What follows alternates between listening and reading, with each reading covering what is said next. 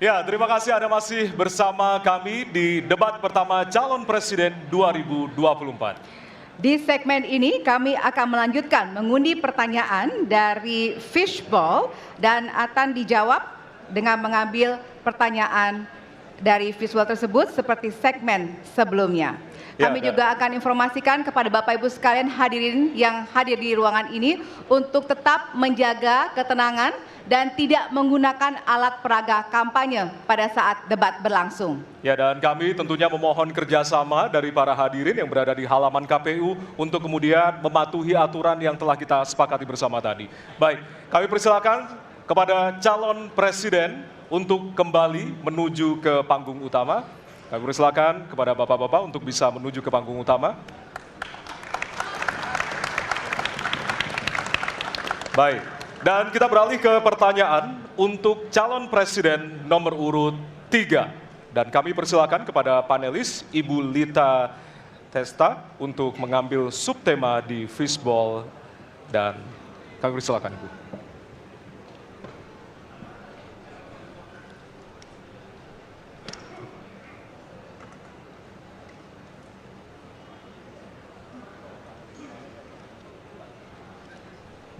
Ya, dan untuk temanya adalah pemberantasan korupsi. Baik, selanjutnya kami persilakan kepada panelis Bapak Made Sukmajati untuk mengambil pertanyaan dari Fishball. Silakan Bapak. Ya. Pertanyaan huruf C. Baik, kita akan menuju ke pemberantasan korupsi dan pertanyaan C. Ya. Dari amplop C, Bapak Ibu, masih tersegel. Kita akan buka.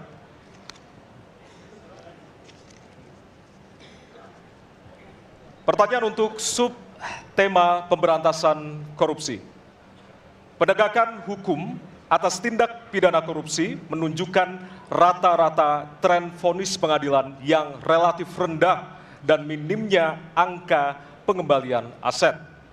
Pertanyaan, apa terobosan yang akan Anda lakukan untuk menimbulkan efek jera bagi pelaku korupsi sekaligus menyelamatkan aset negara yang dikorupsi? Waktu Anda 2 menit Bapak, dimulai dari sekarang. Terima kasih. Yang pertama dari si penegakan hukumnya dulu. Maka kalau saya mulai dari sini, maka yang mesti dilakukan adalah pemiskinan. Yang kedua perampasan aset. Maka segera kita bereskan undang-undang perampasan aset dan untuk pejabat yang korupsi bawa ke Nusa Kambangan. Agar bisa punya efek jera bahwa ini tidak main-main. Namun yang perlu diberikan adalah contoh dari seorang pemimpin. Bahwa dia hidup sederhana, dia tidak bermewah-mewah, dia mengajarkan bagaimana integritas itu dibangun. Untuk para pejabat, ada 2 yang penting sekali. 1, biarkan mereka berkembang dengan meritokrasi yang baik, sehingga pada saat menduduki jabatan, tidak ada lagi jual beli jabatan. Yang kedua, jangan biarkan mereka store pada pemimpinnya. Kalau ini terjadi, kerunyaman itu akan muncul. Data ICW menunjukkan sekitar 230-an triliun dalam 10 tahun terakhir kerugian negara itu terjadi. Dan ini ekuivalen kalau bisa kita pakai untuk membuat puskesmas kira-kira 27.000. Terbayangkan oleh kita, edukasi itu mesti kita tunjukkan dengan sekali lagi teladan dari seorang pemimpin dan pemimpin tidak boleh ragu untuk memutuskan itu. Baik, masih ada waktu Bapak, akan menambahkan? Cukup? Baik. Cukup, baik. Harap tenang. Terima kasih. Kami persilakan kepada calon presiden nomor urut 1 untuk menanggapi jawaban calon presiden nomor urut 3. Waktunya 1 menit, dimulai dari sekarang. Koruptor dijeratkan dengan undang-undang perampasan aset disahkan dan hukumannya mengikuti pemiskinan. 1. Yang kedua, yang tidak kalah penting, undang-undang KPK harus direvisi sehingga KPK menjadi lembaga yang kuat kembali.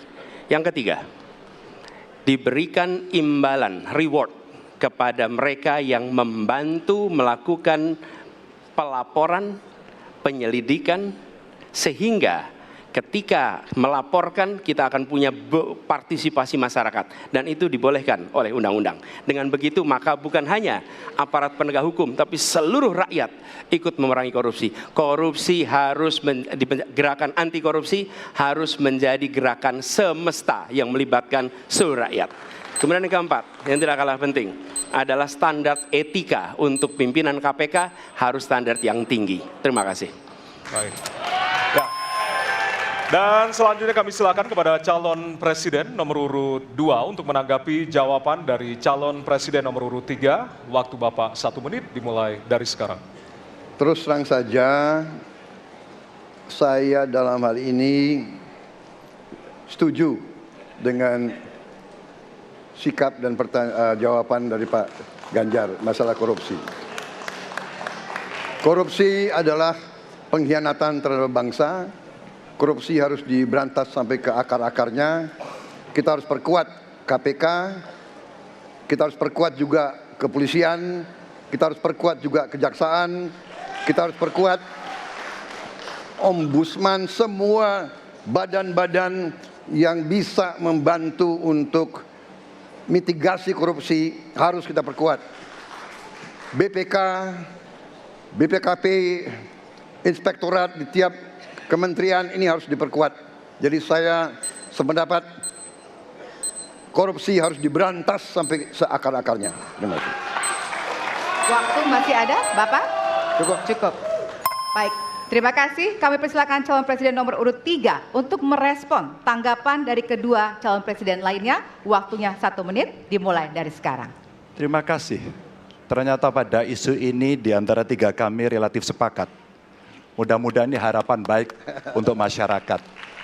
Maka yang mesti kita sampaikan kepada masyarakat, inilah janji politik di depan rakyat. Maka kalau kemudian kita bisa menyatukan yang saya sampaikan di awal, pikiran kita sudah sama, perkataan kita sudah sama, maka kalau perbuatannya tidak sama, kitalah yang dihukum oleh rakyat. Maka mudah-mudahan pemilu besok ini akan menghasilkan semangat yang sama untuk kita memberantas korupsi. Integritas itu penting sekali. Dan nomor 1. Masih ada waktu Bapak? Cukup. Cukup? Baik. Ya, dan kita akan beralih ke pertanyaan selanjutnya untuk calon presiden nomor urut 1. Kami persilakan kepada panelis Bapak Rudy Rohi untuk mengambil subtema di fishball. Kami persilakan Bapak.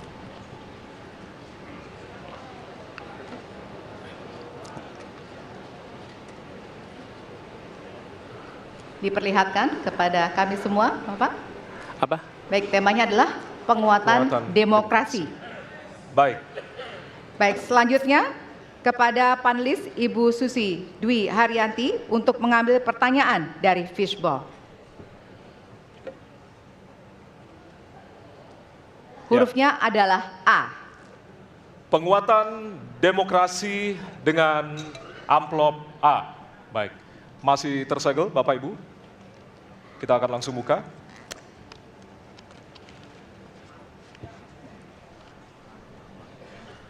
Salah satu pilar penting demokrasi adalah partai politik.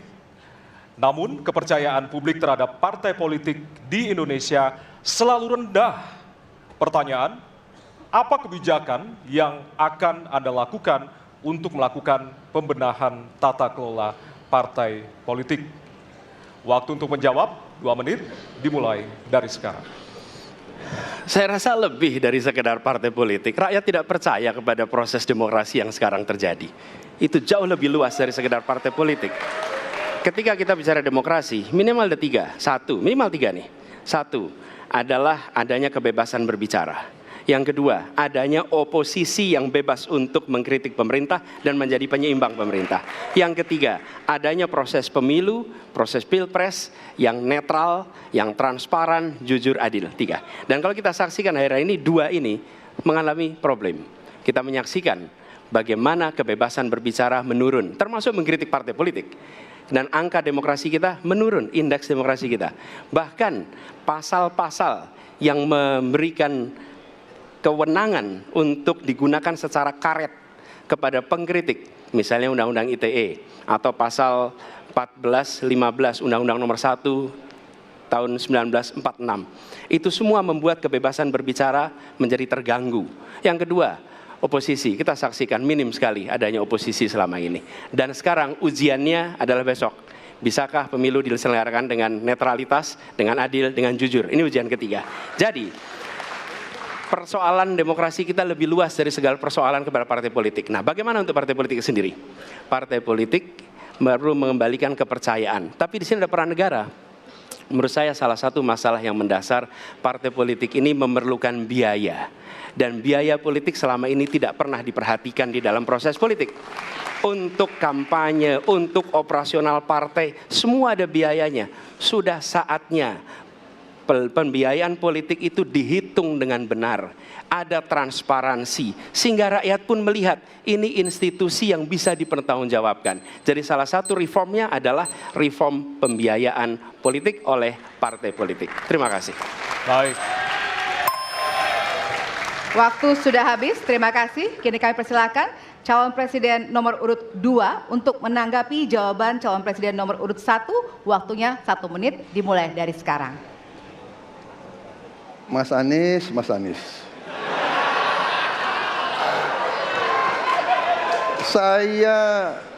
Saya berpendapat Mas Anies ini agak berlebihan. Mas Anies mengeluh tentang demokrasi ini dan itu dan ini. Mas Anies dipilih jadi gubernur DKI menghadapi pemerintah yang berkuasa. Saya yang mengusung Bapak.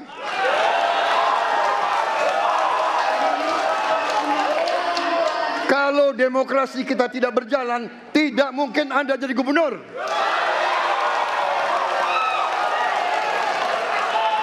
Kalau Jokowi diktator, Anda tidak mungkin jadi gubernur. Saya waktu itu oposisi, Mas Anies. Anda ke rumah saya, kita oposisi, Anda terpilih. Waktu habis, Bapak. Harap tenang, Bapak Prabowo. Baik, para pendukung, kami mohon untuk tenang, para pendukung. Para pendukung, Baik. harap tenang. Kita akan lanjutkan dialog kita. Harap tenang, hadirin, harap tenang. Kami sampaikan kembali, hadirin harap tenang. Apabila tidak tenang, maka debat tidak dapat dilanjutkan. Ya, kami mohon kerjasamanya kepada para hadirin yang berada di halaman gedung KPU untuk bisa menaati aturan yang telah kita sepakati bersama. Ya. Baik, selanjutnya kepada calon presiden nomor urut 3, kami silakan untuk menanggapi jawaban calon presiden nomor urut 1, waktunya 1 menit dari sekarang. Saya jadi tidak enak ini Mbak hari ini. Mohon maaf, saya tidak enak karena 2 kawan saya sedang nagih janji dan membuka buku lama. Tapi percayalah begini, yang pertama tidak ada demokrasi tanpa partai politik. Tidak ada, suka tidak suka, mau tidak mau. Dan fungsi partai politik itu adalah agregasi, sumber rekrutmen kader, pendidikan politik. Kebetulan saya pernah menjadi ketua pansus undang-undang partai politik. Maka pada saat perdebatan penguatan dari sisi anggaran, penguatan dari sisi partisipasi masyarakat mesti dilakukan, saat itu tidak terlalu banyak yang setuju. Maka Mas Anies, soal oposisi tidak oposisi, soal kepentingan saja kok. Kapan kita bertemu, kapan kita tidak bertemu, dan kemudian kita akan bersikap pada posisi masing-masing. Tapi yang penting, pendidikan politik kepada masyarakat itulah yang menjadi PR besar dari partai politik agar cepat dewasa. Oke, waktu Anda habis, Bapak. Ya, dan kita akan lanjutkan. Baik, kita akan lanjutkan debatnya, Bapak Ibu. Kita akan lanjutkan ke pertanyaan selanjutnya untuk calon presiden nomor urut 1. Ya. Untuk merespon tanggapan dari 2 calon presiden lainnya, waktunya 1 menit dari sekarang. Ya. Terima kasih. Ketika kita menghadapi sebuah proses demokrasi, di situ ada pemerintah dan ada oposisi. Dua-duanya sama terhormat.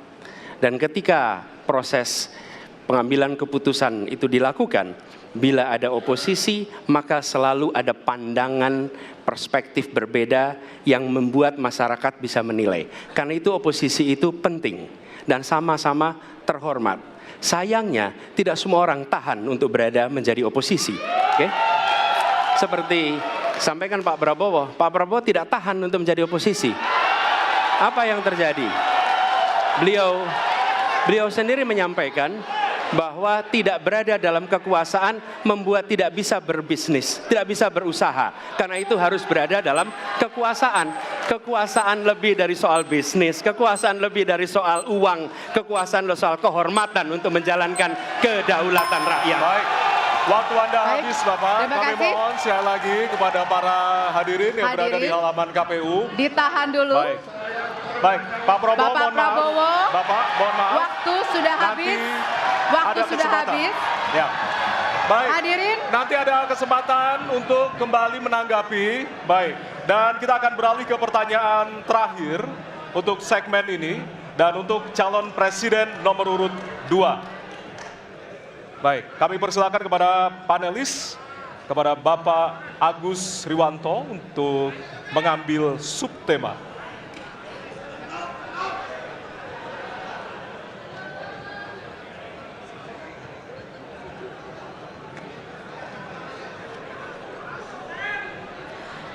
Kami mohon kepada hadirin untuk tenang, untuk menjaga kelancaran debat.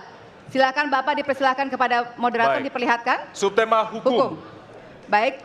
Selanjutnya kami silakan kepada panelis Bapak Wawan Mashud untuk mengambil pertanyaan dari Fishball. Kami persilakan Bapak.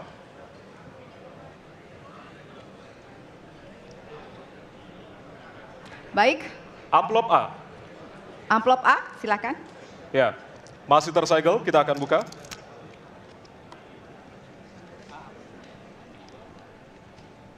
Kita akan langsung bacakan.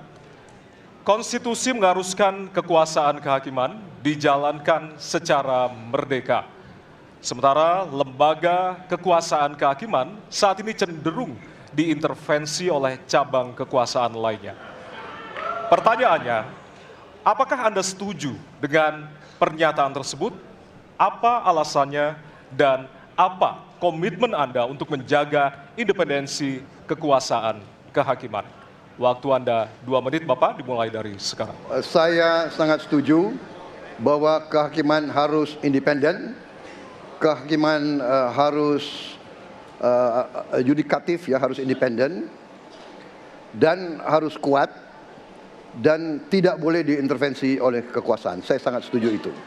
Dan saya berkomitmen untuk memperkuat itu. Manakala saya menerima mandat dari rakyat, saya akan memperbaiki kualitas hidup semua hakim-hakim di Republik Indonesia, semua pekerja di sekitar pengadilan, dan semua penegak hukum akan saya perbaiki kualitas hidupnya, gajinya diperbaiki, supaya mereka tidak dapat diintervensi, tidak dapat disogok, tidak dapat dikorup. Itu komitmen saya kepada rakyat Indonesia. Terima kasih. Masih ada waktunya Bapak, silakan menambahkan. Cukup. Cukup? Ya. Baik. Baik, selanjutnya kami persilakan kepada calon presiden nomor urut 3 untuk memberikan tanggapan kepada jawaban calon presiden nomor urut 2. Waktunya 1 menit dari sekarang. Terima kasih, komitmennya Pak Prabowo luar biasa. Tapi dalam konteks kekinian saya terpaksa, ini mohon maaf Pak, ini terpaksa sekali saya harus bertanya. Apa komentar Pak Prabowo terhadap putusan MK yang melahirkan MK itu? Itu aja. Ditahan dulu Bapak, apakah ada yang ditambahkan selain itu? Cukup. Cukup? Baik. Selanjutnya, Ya, kami pertegas kembali bahwasannya tidak ada sesi tanya jawab, artinya saling menanggapi, Bapak-bapak. Kami ingatkan kembali untuk saling menanggapi dari masing-masing calon presiden. Dan selanjutnya kita akan berikan kesempatan kepada calon presiden nomor urut 1 untuk menanggapi calon presiden nomor urut 2 dan waktu Bapak. Apakah saya harus 1 menit. merevisi statement saya? Kenapa Bapak? Apakah saya harus merevisi statement saya karena tidak boleh Tidak, bertanya. nanti kami harapkan untuk saling menanggapi, bukan saling menanya, Bapak. Makanya, apakah saya harus merevisi? Karena tadi bentuknya pertanyaan. Nanti kita akan Baik. berikan kesempatan untuk Tidak perlu ya? selanjutnya. Tidak perlu, Pak. Bapak. Oke, terima Baik. kasih. Ya, kami persilakan Silakan. kepada calon presiden nomor urut 1. Waktu Anda 1 menit, Bapak. Ya, jadi ketika saya bertugas sebagai presiden, maka saya akan tegaskan kepada semua yang berada di lingkar judisial bahwa tugas Anda bukan hanya menegakkan hukum, tugas Anda menghadirkan rasa keadilan. Nomor 1, tegaskan itu. Yang kedua, bila terjadi praktek-praktek di mana keadilan tidak hadir, maka negara tidak boleh diam dan mengatakan, itu kan proses hukum, tidak bisa. Justru negara harus mempertanyakan apa yang sesungguhnya terjadi. Dan itulah yang kemudian harus dikerjakan oleh negara, memastikan bahwa proses hukum benar-benar berorientasi kepada keadilan. Lalu kepada mereka yang bertugas, tadi disampaikan bahwa harus memastikan mereka memiliki remunerasi yang baik. Ya, itu penting. Dan yang tidak kalah penting adalah semua proses dilakukan secara transparan. Promosi transparan, kasus transparan, sehingga ada kepercayaan kepada proses pengadilan. Terima kasih. Baik, waktu habis. Selanjutnya kami silakan kepada calon presiden nomor urut 2 untuk merespon tanggapan dari calon presiden lainnya. Waktunya 1 menit dari sekarang. Saya kira mengenai Mahkamah Konstitusi, aturannya sudah jelas. Kita juga bukan anak kecil, rakyat kita juga pandai, rakyat kita lihat, rakyat kita tahu. Mas Ganjar, kita tahulah ya bagaimana prosesnya, ya. Yang intervensi siapa, ya kan? Yang intervensi siapa? Tapi intinya adalah kita tegakkan konstitusi, kita tegakkan undang-undang, kita perbaiki yang kurang sempurna, dan kita patuh kepada komitmen undang-undang itu sendiri. Jadi saya kira itu tentang apa tadi disampaikan Pak Anies. Dalam hal ini saya setuju dengan Pak Anies. Dalam hal ini. Waktunya masih ada, Ya. Bapak? Saya sependapat kita harus membuat yudikatif kuat, harus ada merit system, harus ada ujian-ujian yang baik. Waktunya supaya habis hakim sekarang, itu Bapak. hakim yang Terima terbaik kasih untuk Indonesia. atas jawabannya. Baik. Sekarang kita kasih apresiasi dari 3 calon presiden yang tentunya sudah saling menanggapi di kesempatan segmen kali ini. Dan kami persilakan kepada Bapak calon presiden untuk kembali ke tempat masing-masing. Baik. Kepada para pendukung, harap tenang. Ya, Para pendukung, kami mohon kepada para pendukung, acara debat masih berlangsung. ya, sekali lagi kami nanti akan kasih kesempatan untuk memberikan yel-yel dan juga dukungan dari masing-masing capres. Dan Ya. kita akan masih lanjutkan dengan suasana debat yang masih hangat tentunya. Ya, tentunya nanti akan ada perbedaan pada segmen berikutnya, hadirin sekalian. Bedanya adalah pertanyaan tidak lagi datang dari tim panelis, Ya. tapi pertanyaan akan datang dari masing-masing calon presiden. Ya, dan untuk itu tetaplah bersama kami dan kami kembali sesaat lagi.